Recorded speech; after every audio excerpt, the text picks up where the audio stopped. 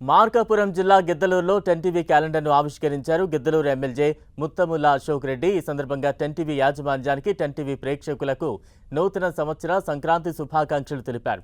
సమాజంలో సమస్యలను వెలుగులోకి తెచ్చి వాటి పరిష్కారానికి ఎంతో కృషి చేస్తున్న ఛానల్ 10 టీవీ అని ఆయన కొనియాడారు.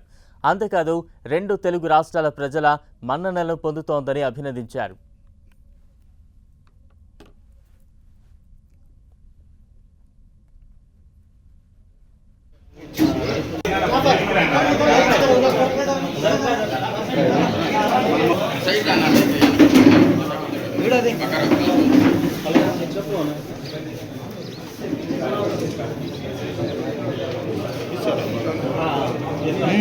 మన కెమెరా రావాలి ఇబ్బంది లేదు అన్న ఏది